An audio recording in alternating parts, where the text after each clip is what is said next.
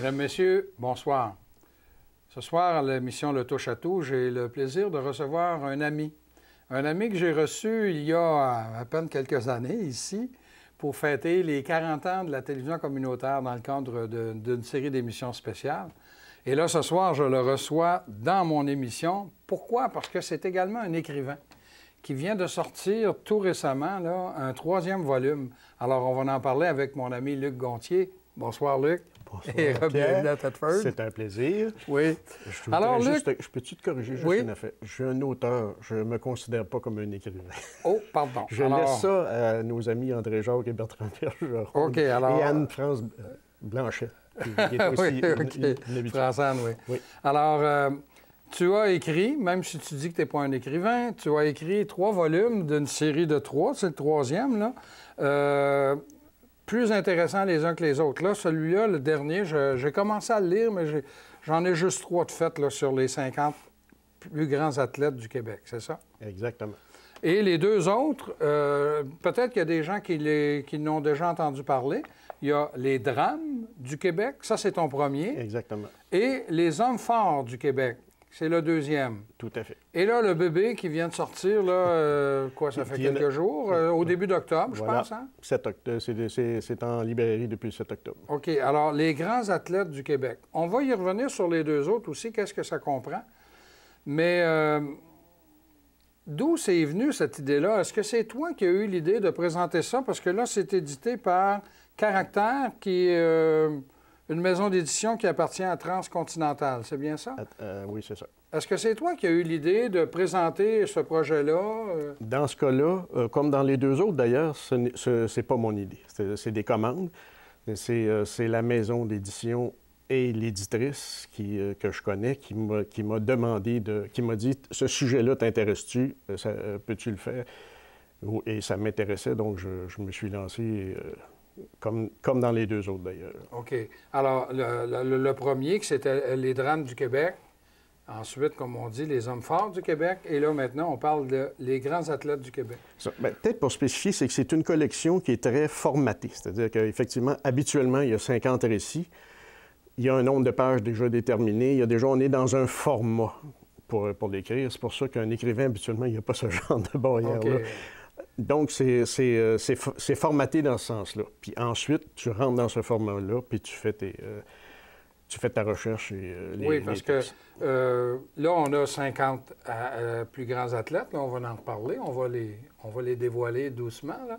Mais tu consacres à peu près 4, 5 pages par athlète? C'est à peu près ça, je dirais, 4 à 5 pages par athlète. Bon, évidemment, il y a des athlètes où ça peut être un peu moins. Il y a des athlètes, c'est difficile de restreindre Maurice Richard dans 3 pages. Donc, ça prend peut-être... Il y en a certains qui peuvent être un peu plus...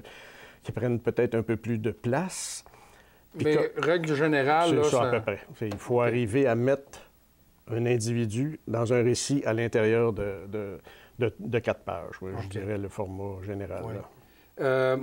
Moi, j'ai fait le décompte pour voir s'il y en avait bien 50. Et effectivement, il y en a 50. Et, oh, surprise, c'est les joueurs de hockey qu'on a le plus, 13. Bien, je pense que le hockey étant une religion oui. Depuis longtemps au Québec, je pense que c'était difficile d'échapper au fait que le hockey prenne le plus de place dans le livre. Oui, effectivement, il y en a, là, je t'avouerai que tu me surprends avec les 13. Mais ça se peut très bien. Sur les 50, ça se peut très bien que ce soit, que ce soit ça. Mais c'était inévitable. Et il aurait pu en avoir... on aurait pu écrire un livre sur les grands athlètes, même du Canadien de Montréal. Tu l'as intitulé « Un choix cornélien ». Et quand on lit l'avant-propos, on réalise que vous avez eu à faire des choix. C'est ça. C'est toujours compliqué parce qu'effectivement, tu assis des gens autour d'une table puis leur dis c'est qui les 50 plus grands athlètes au Québec et tu te retrouves avec une liste qui est 4 fois les 50 qu'il y a là-dedans. Il y a plein de gens qui ne sont pas là, malheureusement, qui auraient pu y être. Donc, il faut faire un certain nombre de critères. C'est-à-dire, bon, il y a toujours une partie historique, c'est-à-dire les gens qui ont été un peu innovateurs dans le sport puis qui, jusqu'à aujourd'hui, jusqu'à la limite de dire, bon, je peux déjà le dire, Carey Price n'est pas là. Il aurait pu être là, mais au moment où on a commencé la recherche et l'écriture de ce livre-là, on s'est dit, Bon, il va être quoi il est en début de c'est ça, carrière. Puis, en principe, le livre aussi, il faut qu'il y ait une durée dans le temps. Donc, il ne faut pas que ce soit trop d'actualité. Donc, effectivement, il y a des gens qui ont été éliminés parce qu'ils n'étaient pas encore consacrés, même si dans la tête de beaucoup de gens, il est pas mal. C'est ça. C'est ça, Oui, voilà. ils sont en train de la faire. Voilà. Et j'ai remarqué également là, que tes 13 joueurs de hockey, là, vous les avez mis tous par ordre alphabétique, pas de chicane. Ça commence par Jean Béliveau, Butch Bouchard, Martin Brodeur, Boum Boum Geoffrion, Michel Goulet, Doug Harvey, Guy Lafleur. Alors, c'est tout par ordre alphabétique. Ça, c'est mon éditrice, Colette Laberge, qui a fait ça, parce que moi, je t'avouerai, quand quand j'écris les textes, j'ai fait pas du tout. J'ai pas écrit les textes, j'ai pas pris les joueurs de hockey pour les écrire. J'ai pris, premièrement, parce que ça aurait été faire 13 joueurs de hockey en ligne, tu finis par avoir l'impression que tu répètes toujours la même affaire. Donc, tu passes d'un type de sport ou d'athlète à un autre pour éviter justement de te répéter et d'en arriver là. Oui. Alors là, on touche le hockey, la course, les athlètes paralympiques, le baseball, le patinage, le ski et le biathlon, le plongeon et la nage synchronisée, le football, il y a un sur l'eau, le tennis, les sports de combat et la course automobile. Donc, ça englobe assez... Ouais, ça fait le tour. Il y a des gens qui pourraient dire, je ne sais pas si on aurait trouvé, puis probablement qu'on l'aurait fait si on était allé, mais on aurait pu aller au golf, il y a des sports qui ne sont pas nécessairement là. Il y a des sports qui sont peut-être, que des gens vont considérer qui sont peut-être un peu sous-représentés par rapport aux athlètes, parce qu'il y en a eu plein de grands athlètes au Québec qui ont rayonné sur la scène internationale et qui ont fait connaître et le Québec et le Canada, mais voilà, c'est toujours, on l'a dit tantôt, c'est toujours le choix qui est difficile à faire, puis il a fallu finir par le faire, et il faut qu'autour de ces gens-là, on soit aussi capable d'avoir une histoire intéressante. Oui. Parce que des fois, il n'y a pas... surtout, je dirais, dans les athlètes qui ne sont pas professionnels, évidemment, on leur attache souvent un peu moins d'importance. Donc, moi, je pars d'une documentation. Fait que s'il n'y a pas beaucoup de documentation, c'est de plus difficile de réussir à créer un récit intéressant autour de la personne. C'est ça. Moi, comme je disais, quand j'écrivais, mettre de la viande alentour de l'os. Voilà. Pour être bien précis. Ça te prend combien de temps pour... parce que là, il y a une recherche, là. Il a fallu que tu fasses de la recherche de 50 athlètes. Beaucoup plus que ça. Beaucoup plus que ça. Et ensuite, la rédaction. Alors, ça te prend combien, là, recherche et rédaction? En fait, c'est par contrat, donc on a un temps très délimité parce que les gens font... faut que ça sorte déjà au départ, quand on signe le contrat, la sortie est planifiée. Faut que ça... Donc, l'imprimerie est réservée parce que souvent, ça sort en deux en même temps, pas être capable, ça coûte moins cher, c'est tout ce qu'on voudra. Donc, habituellement, c'est 3 mois par livre qu'on doit prendre pour être capable de l'écrire. Dans le cas des Hommes forts, ça a été même plus... J'ai eu moins de temps un peu que ça, parce que c'est quelqu'un d'autre qui devait l'écrire, puis bon, pour des raisons techniques, ça n'a pas fonctionné, puis on m'a confié le contrat, puis là, on m'a dit, peux-tu nous... Et ça a été... pour hier. Voilà, voilà. Et ça a été un peu plus compliqué, surtout. Il faut que tu acceptes de ne pas avoir de vie pendant 2 mois. C'est 7 jours par semaine. Bien, je comprends, là. Je veux dire, à la fin, là, on a les références, là. Tu sais, il y a 2 pages de références ici, là. Périodiques et journaux, les livres, les sites web. Mais il faut que tu prennes le temps de les trouver et des lire. C'est ça. Disons que... Est-ce que tu as une équipe de recherche qui t'aide? Non, pas du tout. Mais en même temps, moi, je fais de la recherche depuis 25 ans maintenant, depuis à Montréal. Donc, je sais déjà comment pas trop m'égarer. Puis, bon, quand je lis un livre, puis je sais que j'ai 4 pages à écrire, j'essaie d'avoir l'idée qui va me guider dans le récit. Et après, je vais faire ma recherche. Le livre, il y a des chapitres que je vais lire vraiment en diagonale.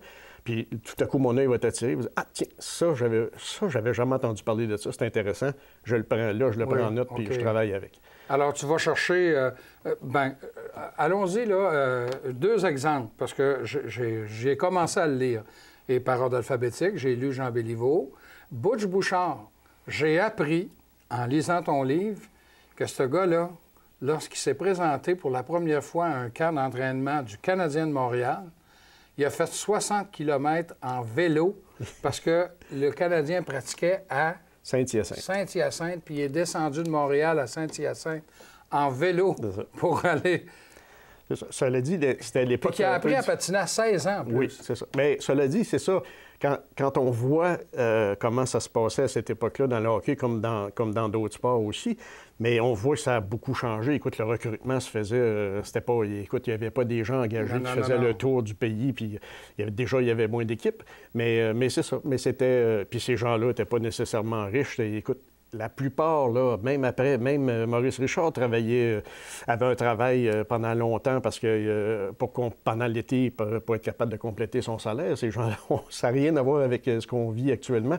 Donc, ces gens-là, c'est sûr, n'étaient pas nécessairement riches. Et lui, il a décidé, parce qu'il donnait, le Canadien donnait quand même un certain montant pour être capable de voyager. Lui, il a décidé que ce montant-là, il ne voulait pas le dépenser. Il est parti en vélo, puis il s'est en allé. Il est arrivé à Saint-Hyacinthe, tout le monde était étonné de le voir arriver en vélo. Mais voilà, mais c'était une autre époque. Et puis d'ailleurs, dans la description que tu en fais, les gens y ont été très impressionnés. D'abord, c'était un costaud. Et le fait qu'il ait appris à patiner à 16 ans, là, ça prenait de la volonté s'il vous plaît, parce qu'on a beau dire, là, mais c'était pas des deux de pique qui jouaient dans la Ligue nationale à ce moment-là. Là. Non.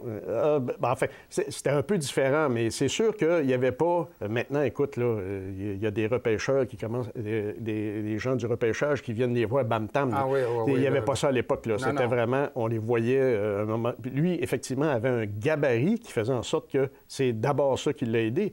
Mais si on mettait Émile Butch-Bouchard à défense aujourd'hui avec un autre défenseur d'aujourd'hui, écoute, il ne suivrait pas 20 minutes.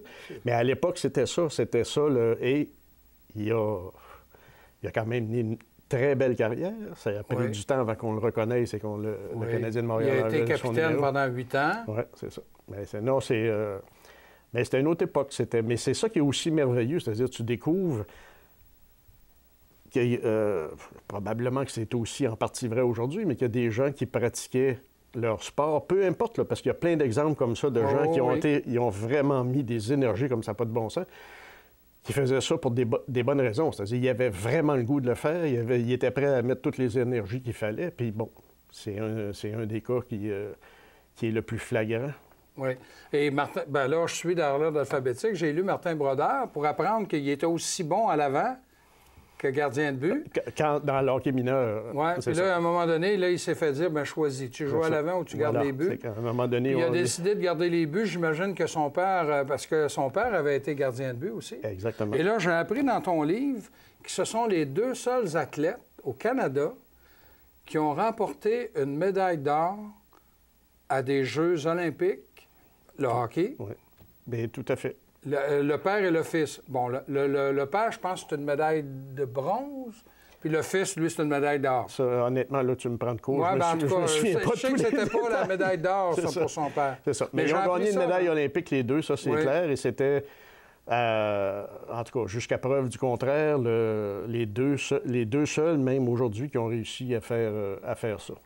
Mais il y a peu de gens, les gens connaissent le père de Martin Brodeur, surtout comme photographe, parce qu'il a suivi son fils toute sa vie. Oui. Mais c'était aussi un gardien de but et il a eu une carrière intéressante. Oui.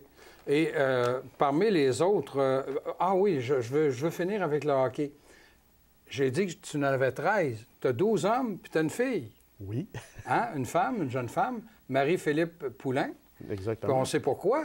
C'est elle qui a compté les buts importants du Canada pour la médaille d'or, notamment en Russie. Et à Vancouver. C'est vrai, les deux? Dans les deux cas, et c'est tout un joueur de hockey, cette fille-là. Elle vient de pas si loin, les Beaucerons. Ben oui, c'est une Beauceronne. Mais non, c'est ça, parce que, bon, même là, on aurait pu... Chez les filles, il y aurait pu... il y a eu des Manon Réaume qui était la gardienne de but. Ben voilà, il y aurait... je ne sais pas si elle est... C'est ça, je sais pas si elle... quoi que ça, c'était... Manon Réaume, la gardienne de but. Voilà, il y avait plein de noms. Finalement, on a retenu elle parce que c'est vraiment spectaculaire ce qu'elle a fait, tellement qu'on l'a comparé c'est à Mario Lemieux, parce que dans les parties importantes, c'est elle qui joue les rôles importants et elle l'a fait 2 fois. Voilà. Tout à coup, elle élève son jeu d'un cran. Voilà. Et c'était 2 médailles d'or. Et c'était aussi le fait de souligner, par rapport à tous les professionnels qui étaient avant, que, bon, c'était pas une professionnelle. Elle faisait ça effectivement vraiment parce qu'elle aime son sport. Oui. Cela dit, maintenant, à aller dans des équipes américaines, puis bon, elle gagne certains montants d'argent, mais c'est pas... à l'époque, c'était pas sa motivation. Puis encore là, par rapport à ce qu'il gagne dans la Ligue nationale, mettons qu'on n'en parlera même pas. On n'en parlera même pas. Oui. J'ai vu aussi le nom de Mylène Paquette. Oui. Bon, on dit des grands athlètes, mais elle, là, elle a fait... C'est unique, là. C'est extraordinaire, là. Tu sais, tu traverses un océan à la rame, là, il faut le faire. C'est ça. Puis, Mylène Paquette, il y avait deux aspects qui étaient intéressants. C'est-à-dire le fait, bon, déjà de traverser l'Atlantique à la rame, c'est pas évident, puis il faut avoir une certaine forme. Puis en plus, cette femme-là avait une phobie de l'eau pendant des années. Oui, elle l'a dit, ça. Et elle est obligée de se battre contre ça. En fait, elle avait une phobie de l'eau. Quand elle était sur l'eau, sa peur, c'était quand elle tombait sous l'eau. Et là, elle était obligée d'aller, pendant sa traversée, elle était obligée de plonger puis d'aller enlever les coquillages qui se ramassent. Ça la ralentissait, donc elle n'avait pas le choix. Elle était obligée de vaincre ça. Donc, il y avait aussi cet aspect-là de passer au-delà non seulement de la passer au niveau physique, mais de le passer au niveau de ses craintes. Et ça, moi, quand j'ai lu... D'ailleurs, elle a écrit un livre qui est merveilleux. Elle écrit, enfin, je ne sais pas si elle a été aidée ou pas, peu importe. Son livre est écrit de façon formidable. Bon. Bien, là, je vais essayer de te prendre un petit peu au piège, là, parce que dans la course automobile, tu as seulement 3 noms. Tu as Patrick Carpentier, Alex Tagliani et Gilles Villeneuve. Il me semble qu'il en manque un important qui a gagné même... le championnat. Et le fils de Gilles Villeneuve, Jacques, il n'est pas là? Il est là. Oui, il est là, mais dans un encadré. C'est-à-dire qu'on a choisi on avait le choix, à la limite, de parler de un ou de l'autre. On a choisi... Parce que l'histoire de Gilles était hyper intéressante. Oui, tu ne peux pas passer à côté. Voilà. Mais on a fait, à la fin du récit, un encadré qui résume, en gros, la carrière de... On ne pouvait pas ne pas le mentionner. Il a quand même réalisé le rêve que son père n'a pas réalisé. Il a été champion du monde, ce que son père aurait bien voulu, puis il n'est pas arrivé. Alors, c'est bien écrit ici. Jacques Villeneuve suit les traces de son père. Voilà. Mais j'ai remarqué, à la fin de chacun des chapitres, ou en tout cas chacune des descriptions des athlètes, tu as toujours des faits saillants qui viennent résumer aussi? Bien, c'était surtout, comme le récit est déjà court, il ne fallait pas nécessairement que ça ait l'air d'une feuille de statistiques, parce que ça alourdit un récit d'avoir des chiffres, des chiffres, des chiffres, des chiffres. Donc, on a choisi de faire un encadré à la fin qui donne... Même là, dans plusieurs, là, on a pris celles qui nous apparaissaient les plus intéressantes, mais il y aurait pu avoir 3 pages de cet encadré de faits saillants-là. Donc, on a essayé de garder ce qui nous apparaissait les plus importantes. J'aimerais ça aussi, football. Dans ça, c'était bien écrit, c'est marqué « Les grands athlètes du Québec ». Oui. Et tu as Anthony Calvillo. Oui, qui n'est pas du tout du Québec, qui est né sur la côte ouest américaine. Mais, bon, Calvillo était intéressant pour plusieurs choses. D'ailleurs, à partir du moment... Il est encore au Québec. Ben voilà, il est encore, au moment où on se parle, il est même devenu entraîneur à l'attaque des Alouettes actuellement. Mais c'est quelqu'un qui, après avoir fait des tests puis avoir été rejeté par la Ligue nationale, par la Ligue de football américaine, comme quoi ça ne fonctionnerait pas, s'est envenu au football canadien. Si ma mémoire est bonne, c'était à Hamilton. La première, là, je peux me tromper. Mais sinon, il s'est ramassé très vite avec les Alouettes de Montréal. Il a brûlé les records. Voilà, il a fait à peu près tous les records qui pouvaient se faire et qui a adopté le Québec. Il a marié, si ma mémoire est bonne, là, encore là, il y a tellement de monde que des fois, je ne voudrais pas me mêler. Mais il a marié une Québécoise. Il réside le plus souvent qu'il peut au Québec. Il adore le Québec. Même pendant la période où il y a eu... ça a été un peu plus difficile. Là. Il a traversé une période difficile à cause du cancer et tout ça. Il a toujours resté proche. Il a toujours été là. Donc, il y a... Si ma mémoire est bonne, il y en a 2 qui ne sont pas nés au Québec, mais qu'on a cru bon de mettre là parce qu'ils ont adopté ils ont fait l'histoire sportive du Québec. Et quand on pense à Anthony Calvillo, je ne suis pas sûr que les gens pensent à Los Angeles. Non, effectivement. Je veux dire, en disant ce nom-là, c'est Alouette automatiquement. Voilà. Là. Alors, ce livre-là, comme tu viens de me le dire, il est sorti depuis le 7 octobre. Ici, à Thetford, j'imagine que la librairie L'Écuyer se fait un plaisir de le vendre. Ah, ils sont très collaborateurs à chacun des livres. Ils ont été hyper gentils. J'ai pas eu... Non, là-dessus, il n'y a pas de problème. Vous pouvez y aller. Ça reste probablement, quand le livre sort, c'est probablement une des librairies qui doit commenter. Ah oui, oui, oui. Sophie se fait un devoir, à chaque fois que c'est un auteur, je ne veux pas dire écrivain, là, un auteur thetfordois, de mettre les livres en évidence. Voilà. Hein? Alors, les gens, là, allez à la librairie L'Écuyer, vous allez voir, ça s'intitule « Les grands athlètes du Québec ». Et comme c'était juste pour vous donner un petit aperçu. Il nous reste à peu près 5 minutes. J'aimerais ça de revenir. Moi, comme journaliste, les drames du Québec, là, ça m'a passionné. Bon. Et tes livres ont ça d'intéressant, comme tu dis, c'est formaté, là. Tu mets ça à côté de ton lit, tu t'installes dans ton lit, t'en lis un, t'en lis deux. Première nouvelle que tu sais, t'es rendu au bout. Bien sûr. Bien, c'est conçu un peu comme ça. C'est-à-dire que moi, quand ils m'ont confié ça, puis ils m'ont dit qu'est-ce que tu ferais avec ce drame-là? Je les ai faits, bon, là, je disais tantôt que je ne suis pas écrivain, mais c'est un peu... J'ai essayé d'en faire comme si c'était une petite nouvelle de rien. Oui. Puis à partir, donc, avec une histoire, puis... Sauf la seule différence, c'est que ce qui est là, c'est que c'est vrai, c'est des faits avérés, il n'y a pas d'invention, il n'y a rien. Et c'est, surtout dans les drames du Québec, pour moi, ce qui était important, c'était d'être respectueux C'était pas du sensationnalisme, c'était vraiment d'être respectueux pour les gens. D'ailleurs, si tu l'as lu d'un bout à l'autre, tu as vu que il y a des reproches qui sont faits dans certains cas aux journalistes. Oui. Parce qu'effectivement, ils deviennent de plus en plus envahissants quand il y a ce type de choses-là qui se passent. Avec l'information continue, c'est un peu le piège, hein? À un moment donné, il faut dire des choses, puis ça grossit. Non, puis tu vas écoute, il y a des gens qui viennent de perdre quelqu'un, là, puis t'es rendu, comment vous vous sentez? Comment tu veux qu'ils se sentent? Oui, je suis d'accord avec toi. Bien, c'est ça. Et c'est très actuel, hein? On parle même du terrible drame qu'on a vécu chez nos voisins de Lac-Mégantic, ici. Tout à fait. C'est dedans.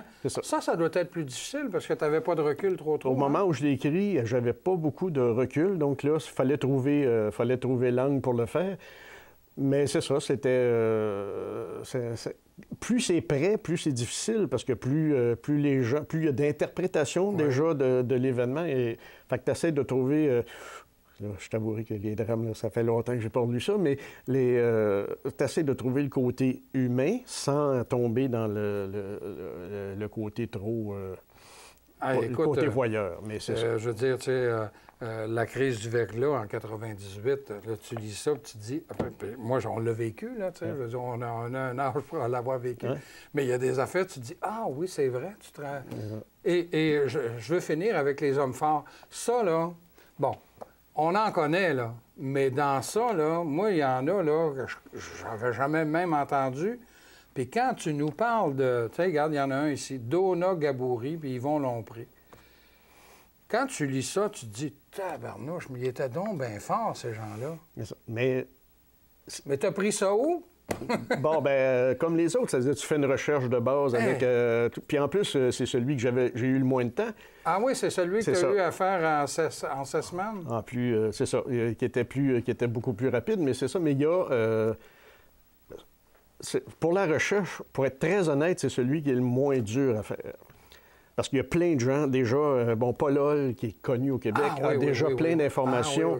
Donc, d'ailleurs, je le cite à la fin, tu vas là et ne serait-ce que pour la nomenclature des gens qui ont été forts au Québec, t'as tout. Après, tu peux faire ta propre recherche, mais déjà, à partir de lui, tu as déjà une bonne idée de la recherche que tu peux faire.